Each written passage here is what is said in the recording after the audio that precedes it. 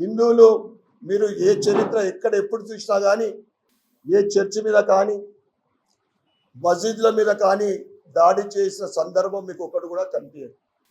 సొక్కా సాత్ సొక్కా వికాస్ అని భారతీయ జనతా పార్టీ నినాదంతో అభివృద్ధిలో సంక్షేమ పథకాలు కానీ సంస్కరణలు కానీ అందరికీ వర్తించే విధంగా ప్రభుత్వం మోడీ గారి పరిపాలన సాగుతూ ఉంటే ఇక్కడ ఒక వర్గానికి సంతోషపెట్టడానికి కేవలము ముస్లింలను సంతోషపెట్టడానికి పల్లెత్తు మాట అనకపోవడము హిందువులందరూ కూడా ఆలోచిస్తూ ఉన్నారు.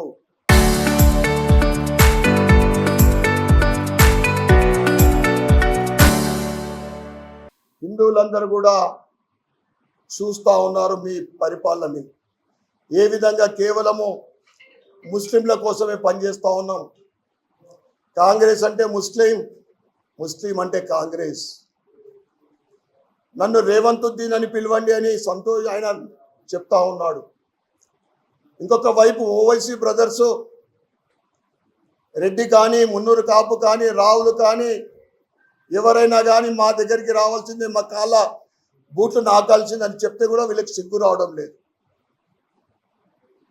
కేవలం అధికారం కోసం ఇంత దిగజారుడా? హిందువులందరూ కూడా ఆలోచిస్తూ ఉన్నారు. ఈ గ్యారంటీలను నమ్మి, మీ హామీలను నమ్మి ఏ ఒక్క హామీని నువ్వు నెరవేర్చక ఈరోజు రైతులు, మహిళలు, యువకులు, బీసీ ఎస్సీ వర్గాలు అందరు బాధపడతా ఉంటే ఇంకొక వైపు నువ్వు కాంగ్రెస్ అంటే ముస్లిం అని చెప్పిన తర్వాత ముస్లింలందరూ కూడా రెచ్చిపోతూ ఉన్నారు. ముస్లింలు అంటే మాకు కేవలము మాకు ఎంఐఎం పార్టీ అనుకునే వాళ్ళు ఇప్పుడు కాంగ్రెస్ కూడా మా పార్టీ అనే స్థాయికి రావడం జరిగింది. నేను ఈ ప్రభుత్వాన్ని డిమాండ్ చేస్తూ ఉన్నాను, ఇటువంటి సంఘటనలు భవిష్యత్తులో పునరావృతం కావద్దు. ఇక్కడ సిపి గారికి, పోలీస్ యంత్రాంగానికి నేను డిమాండ్ చేస్తూ ఉన్నాం. 3 రోజులు గడిచింది, నామమాత్రపు అరెస్ట్ చేసి ఇంతవరకు ఎవరిని రిమాండ్ చేయలేదు, ఇంకా ఫైండ్ అవుట్ చేయలేదట. ఏ సంఘటన జరిగిన చిన్న సంఘటన తప్పు లేకున్నా కానీ ఇవాళ కామారెడ్డి ఎమ్మెల్యే మీద దాడి కానీ, బాస్వాడ్లో జరిగిన సంఘటన కానీ హిందువుల ఏ తప్పు లేకుండా కానీ వారికి 15 రోజులు 3 వారాలు రిమాండ్కి పంపిస్తూ ఉన్నారు. ఒక ఆలయం మీద దాడి జరిగి ధ్వంసం చేస్తే ఇప్పటి వరకు ఎవరిని రిమాండ్ పంపలేదు.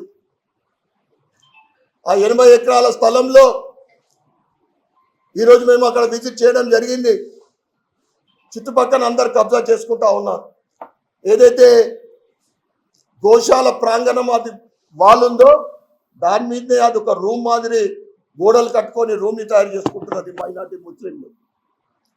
ఎవడబ్బా సొమ్మది? ఒక సేవతోటి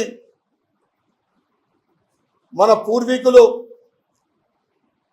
గోసేవ, గోవుల కోసము అక్కడ 115 ఆవులు పాలిస్తాయి. అంటే ఆవు పాలు అంటే ఎంత శ్రేష్టం మనందరికీ తెలుసు. ఆ విధంగా సేవాభావంతో గోశాల ముందుకు సాగితే చుట్టుపక్కల ఈ మూర్ఖులు తయారైపోయి కబ్జా చేసుకుంటా ఉన్నారు. నేను కలెక్టర్ గారికి, సిపి గారికి నేను మీడియా ద్వారా నేను డిమాండ్ చేస్తూ ఉన్నా, ఏవైతే అక్కడ కబ్జాకు గురికైన అవన్నిటి కూడా తొలగించాలని.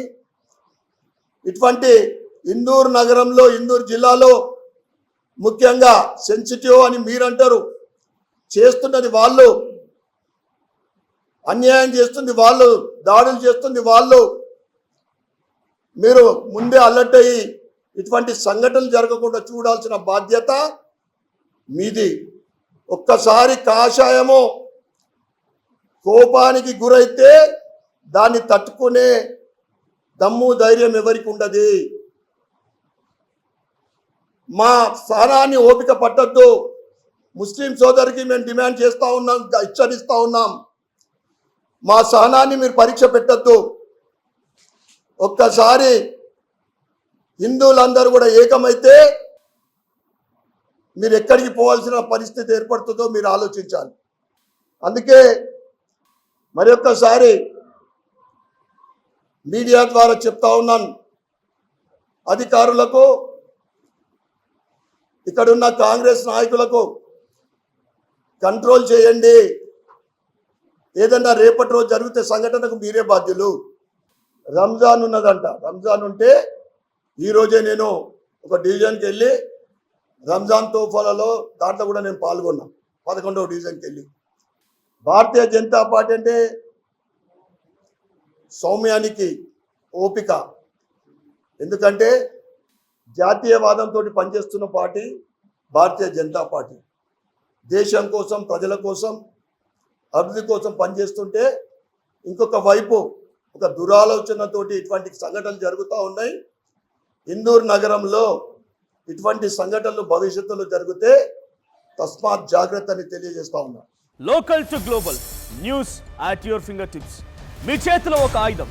Download R TV app. Media legend Ravi Prakash is back.